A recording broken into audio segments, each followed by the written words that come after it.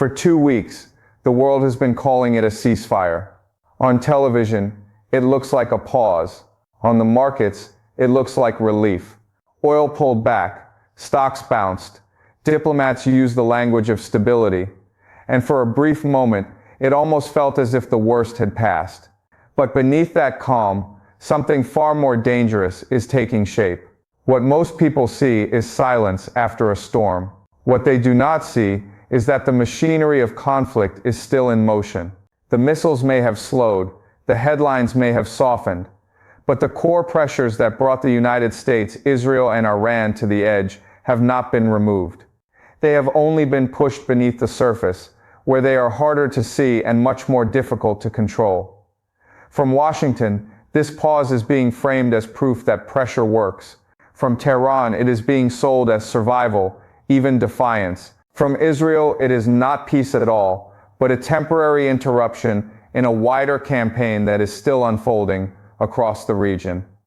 And that is the real story, because this is not just about whether the shooting stops. It is about whether anything that actually caused the war has changed. The nuclear issue is still unresolved. Hormuz is still a pressure point. Lebanon is still burning. And every major player involved is still trying to shape the next phase before it begins. So the real question is no longer whether the war paused. The real question is what each side plans to do with the pause before the next crisis arrives.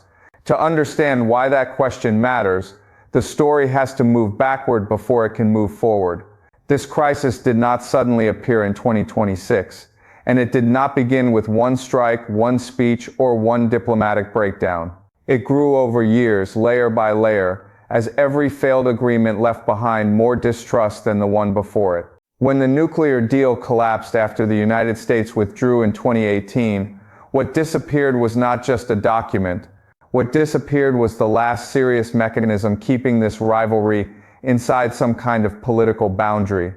After that, the relationship between Washington and Tehran stopped looking like a negotiation and started looking like a waiting game between two adversaries who both believed time favored the other side. Israel saw an Iran that was gaining room to maneuver. Iran saw a United States that could return at any moment with greater force. Washington saw a regional network of threats becoming harder to contain and more expensive to ignore. Every year that followed made the same basic problem worse. No side trusted diplomacy enough to depend on it, but none of them could fully control what would happen once force took over. That is why the current ceasefire feels so fragile. It was built on top of pressures that were never truly resolved, only delayed. The war may look new on the surface, but its logic is old. It comes from years of broken deterrence, failed restraint, and competing visions of what security in the Middle East is supposed to look like. And once those visions collide, a pause can look a lot like peace right before everything starts moving again. And that is exactly why the next question is not simply how the war started, but why it started when it did. By early 2026, pressure had been building on every side at once. Iran was facing growing internal strain, economic exhaustion, and a leadership structure under heavier stress than it had shown in public. In Washington, patience with indirect talks was wearing thin, especially among those who believed Tehran had learned how to use diplomacy as a way to buy time. In Israel, the sense of urgency had only deepened. The danger was no longer seen as theoretical or distant. It was being treated as a narrowing window, one that might close if action was delayed any longer. That combination matters. Wars like this rarely begin because one event changes everything overnight. They begin when several pressures, each dangerous on its own, start reinforcing one another. Diplomacy weakens, deterrence loses credibility, domestic politics harden decision-making, and suddenly every leader around the table starts believing that waiting may be riskier than acting. From that point on, the slide toward conflict becomes easier to understand. Washington did not want to appear passive in the face of a growing strategic threat. Israel did not want to live longer with an adversary it believed was becoming harder to stop. And Iran, under pressure from both outside and within, had every reason to resist any move that looked like surrender. So the war did not erupt out of nowhere. It emerged from a moment when all three sides looked at the same map, the same negotiations, the same clock, and came to the same conclusion. Time was no longer neutral. And once time stopped feeling neutral, the conflict became about far more than airstrikes or retaliation. It became about what each side believed it could no longer afford to lose. For Washington, this was never only about punishing Iran. It was about restoring deterrence, protecting American forces and partners across the region, and proving that the United States still had the power to set limits in a part of the world where every signal of weakness gets tested fast. A ceasefire, from that perspective, only matters if it creates leverage. If it does not change Iran's behavior, then it is only a pause with better headlines. For Israel, the calculation was even sharper. Its leadership was not looking at Iran as a distant geopolitical rival, but as an active long-term threat tied to missiles, proxy networks, and the possibility of a future it could not safely manage. That helps explain why even a diplomatic pause with Tehran did not automatically translate into calm elsewhere. From Israel's view, pressure on Hezbollah and other aligned forces was not separate from the war. It was part of the same strategic map. And for Iran, the issue was larger than battlefield losses. The core objective was regime survival. Tehran did not need to look stronger than the United States or Israel in absolute terms. It only needed to prove that it could absorb punishment, remain standing, and still retain enough leverage to shape what came next. That is what made this ceasefire so unstable from the very beginning. None of the major players entered it as a side prepared to step back. They entered it as rivals still trying to improve their position before the next round began. And that is where the story becomes much bigger than missiles, bombers, or even the ceasefire itself. Because the most powerful weapon in this crisis may not be sitting on a launch platform at all. It may be sitting on the map. The Strait of Hormuz is one of those narrow places that carries enormous weight in the modern world. It is not just a stretch of water. It is a pressure point for the global economy, a choke point through which a massive share of the world's energy supply still moves. That means Iran does not need to defeat the United States in a conventional military sense to create global consequences. It only needs to make the flow through Hormuz feel uncertain. That is what makes geography such a powerful form of leverage.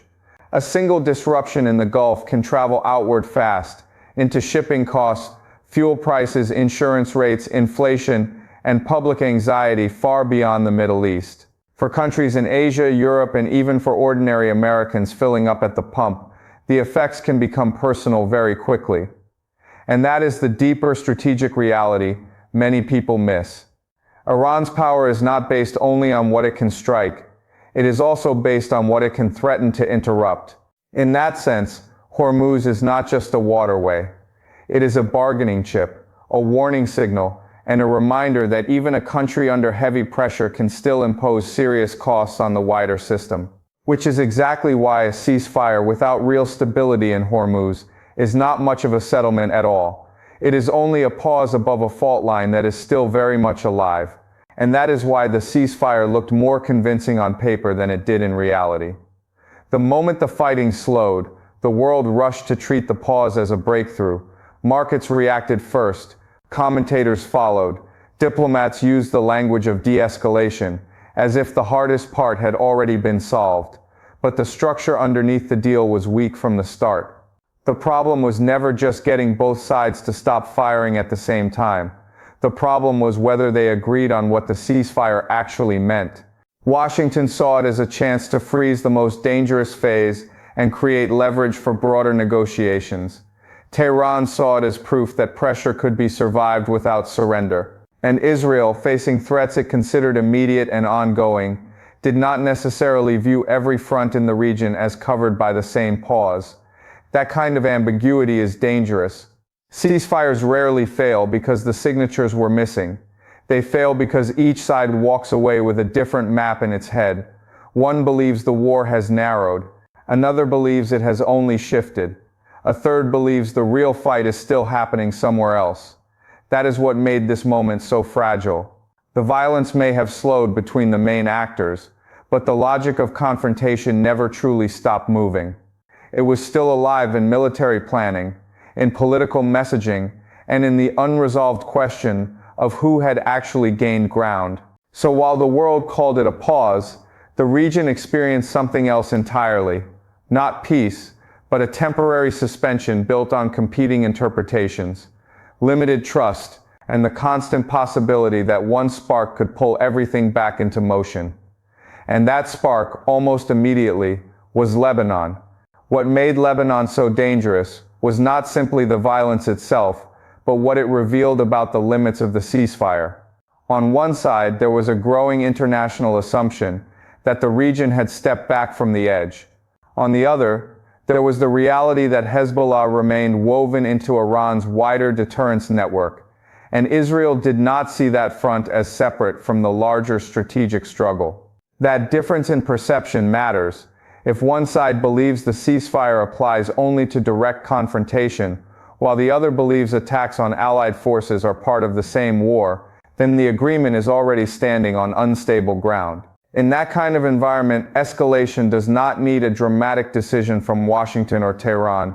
It can begin through a strike, a response, a warning, or a misread signal in a place both sides claim to interpret differently. Lebanon then was never a side story. It was the test case. It exposed the gray zone inside the ceasefire, the area where diplomacy sounds clear in public but remains dangerously undefined in practice. And history shows that gray zones are where fragile deals usually break, not at the center, where the terms are most carefully managed, but at the edges, where each side still believes it has room to act. That is what made this pause so deceptive. The main battlefield may have quieted, but the outer ring of the conflict was still active. And when the outer ring stays hot, the core of the agreement is never as secure as it looks. And beneath all of that, still untouched at the deepest level, was the nuclear issue. This is where the ceasefire becomes most misleading. Because even if the missiles slow down, even if oil markets calm for a moment, even if diplomats can point to a temporary reduction in violence, the central dispute has not actually disappeared. Iran's nuclear program remains the issue that gives every other part of this crisis its long-term weight. It is the reason Washington keeps talking about pressure. It is the reason Israel keeps thinking in terms of prevention rather than patience. And it is the reason Tehran believes surrendering too much would mean accepting permanent strategic vulnerability. That is what makes the nuclear file different from every other battlefield. It is not just about weapons capability. It is about leverage, deterrence, prestige, and survival. For Iran, the program represents more than technology. It represents insurance against isolation and coercion. For the United States and Israel, it represents the possibility that time, if left unchecked, could produce a threat they believe would be far more dangerous later than it is now. So even if the region appears to be stepping back from immediate war, the core argument remains frozen in place.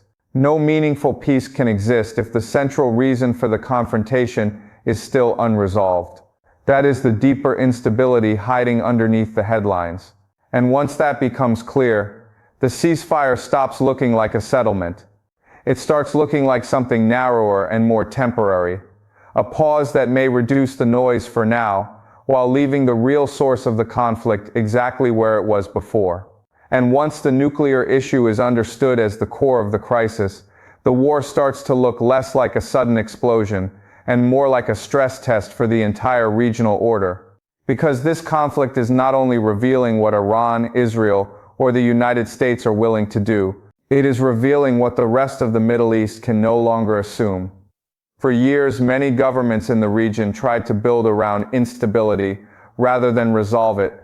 They invested in trade, infrastructure, finance, and diplomacy, while hoping the deeper fault lines could be contained.